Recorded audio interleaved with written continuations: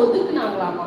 அப்போ அந்த டீ கடைக்காரர் ஒரு எக்ஸ்ட்ரீமுக்கு போயிட்டாராமா. என்ன பண்ணிட்டாராமா, அவங்க மேல எச்சல் துப்பிட்டாராமா. என்ன பண்ணிட்டாங்களாமா, ஓ உனக்கு வர வேலையே இல்லை, எப்போ பார்த்தாலும் ஒரு ஏசுன்ட்டு இங்கே வந்துடுவேன், எல்லாத்துக்கும் காசு வாங்க, நீ ஒரு ஏமாத்துக்காரி அப்படியெல்லாம் சொல்லி அவங்கள ஒரு அவதூறா பேசி அவங்க மேல என்ன பண்ணிட்டாராமா, எச்சல் துப்பிட்டாராமா.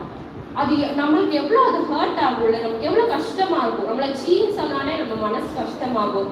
சும்மா இடிச்சுட்டு போனா கூட நம்ம கோவத்துல திருப்பி போய் நம்ம இருப்போம். அவங்க மேல எச்சல் துப்பிட்டாங்க. அவங்க திருப்பி எவ்வளவு கோவமா திட்டணும். நீங்க காசு கொடுக்கறதா இருந்தா கொடுங்க, இல்லைன்னா இல்லைன்னு சொல்லுங்க, இது பண்ணலாமான்னு கோவம் வரும்ல.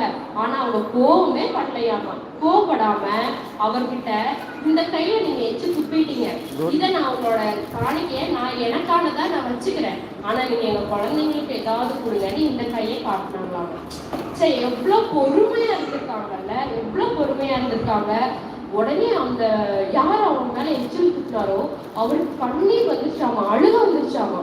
ஐயோ இவ்வளோ இதா இருக்காங்க, இவங்களை போய் நம்ம இப்படி அவங்க மேல எச்சல் துப்பிட்டோமே அப்படின்னு சொல்லி அழுது அவங்க கிட்ட மன்னிப்பு கேட்டு அந்த அவங்க வச்சிருக்க அந்த இல்லத்துக்கு அவர் ஹெல்ப் பண்ணாராமா அந்த டீ கடைக்காரர்.